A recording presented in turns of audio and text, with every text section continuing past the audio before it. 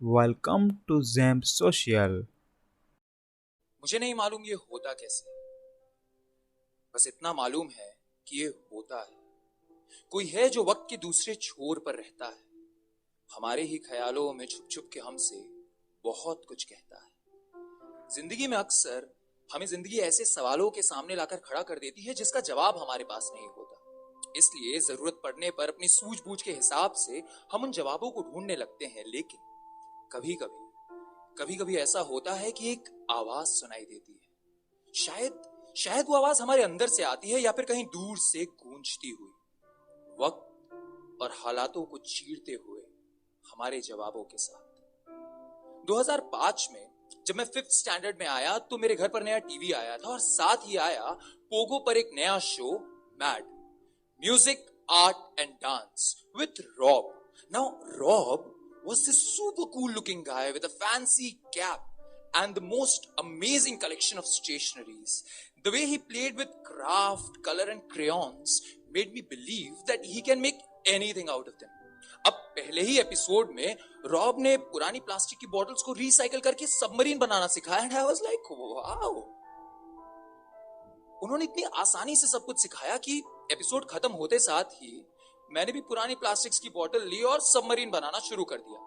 पहले के दो चार स्टेप्स तो आसानी से हो गए, पर जब बारी आई टिश्यू पेपर पर फेविकॉल और पानी के सोल्यूशन को लगाकर उसे सबमरीन के स्ट्रक्चर पर चिपकाने की, तो मेरी हिम्मत ने जवाब दे दिया। हर बार या तो वो टिश्यू पेपर उड़ जा रहा था या फिर फट जा रहा था। कुछ देर की कोशिश के बाद मैंने खुद से कहा कि यार शायद ये होने नहीं वाला है। मैं सबमरीन को वहीं छोड़ देने वाला था कि अचानक कहीं से एक आवाज आई कि सुनो, एक और कोशिश करो, शायद हो जाए। जिस भी काम को शुरू करते हो उसे खत्म किया करो, तुम्हें अच्छा लगेगा।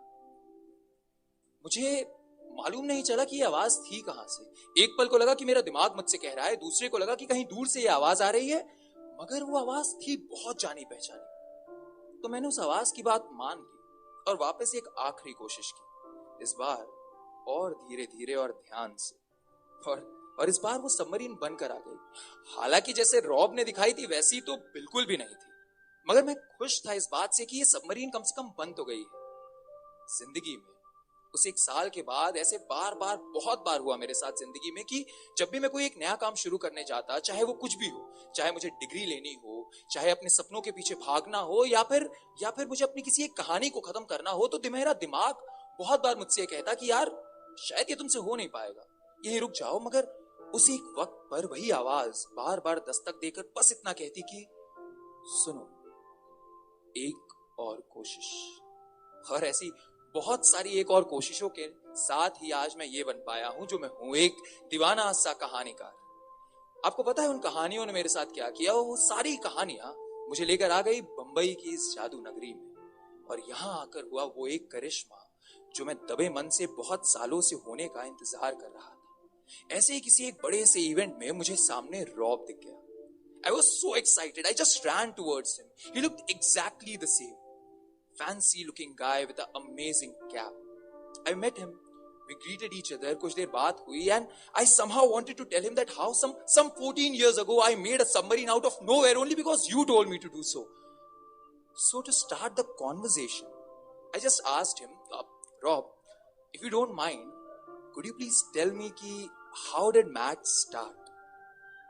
उनके चेहरे पर एक बड़ी सी मुस्कुराहट आ गई और उन्होंने मुझे बताया कि mad was tough for him. वो उनके शुरुआत के दिन थे और करीब एक साल तक वो इस एक शो को बार बार रीडिजाइन कर रहे थे, क्योंकि हर बार वो रिजेक्ट हो रहा था। एक दो बार तो ऐसा भी हुआ कि उन्होंने सोचा कि यार इसे छोड़ देते, शायद ये हमारी बस की बात नहीं है। लेकिन फिर खुद को मनाते हुए उन्होंने बस इतना कहा कि एक और कोशिश। और ऐसी बहुत सारी एक और कोशिशों के बाद फाइनली मैड हैपेंड। ये सुनते ही मुझे लगा कि शायद कोई एक पुरानी कहानी है जो कोई मेरे सामने दोबारा दोहरा रहा है, और मुझे मालूम नहीं क्या हुआ और मैं रॉब से कहने लग गया कि Rob, this is so inspiring. पता है आपको, अगर अगर मुझे मौका मिले तो मैं अपने 14 साल पहले वाले खुद से बस यही बात तो कहना चाहूंगा कि अगर तुम जिंदगी में कोई एक नई चीज की शुरुआत कर रहे हो और हालातों की वजह से तुम्हें लग रहा है कि तुम इसे नहीं कर पाओगे, तो सुनो, एक और कोशिश करो, शायद हो जाएगा। किसी भी काम को जब तुम शुरू करते हो तो उसे खत्म किया करो, तुम्हें अच्छा लगेगा। ये बोलकर मैं वहीं चुप हो गया। मुझे लगा कि मेरा दिमाग मेरे साथ कोई खेल खेल रहा है, मुझे कोई चकमा दे रहा है, क्योंकि अभी वाली जो मेरी आवाज थी वो हूबहू उस आवाज से मिलती थी जो मैंने कई सालों पहले सबमरीन बनाते वक्त सुनी थी, या फिर उस आवाज से जो जिंदगी के हर मोड़ पर मुझे सुनाई देती थी। ऐसा होता है क्या? मुझे नहीं मालूम, पर शायद ऐसा कुछ होता हो कि हम सब अपनी पूरी जिंदगी को एक साथ वक्त के अलग अलग छोर पर एक बार में जी रहे हो। मानो जैसे अभी इसी वक्त पर मैं यहां खड़ा हूं, मगर घड़ी के किसी दूसरी चक्र में मैं वहां एक नई जिंदगी जी रहा हूं जो मेरी ही जिंदगी है, पर किसी और उम्र में। और शायद जब जरूरत पड़े तब मैं अपने आप को न जाने कैसे, बिना माने बिना जाने, किसी भी एक तरीके से एक इशारा पहुंचा देता हूं कि सुनो, जिंदगी में आगे ऐसे बढ़ना है, या तुम्हें यह करना है, या इससे तुम्हें राहत मिलेगी। हो सकता है हम सब अपनी जिंदगी में इस एक चीज को अलग अलग तरीकों से मानते हो। कोई कहता हो कि ये मेरा इंस्टिंक्ट है, कोई कहता हो ये मेरी गट फीलिंग है, या कोई कहता हो कि the universe is conspiring for me. पर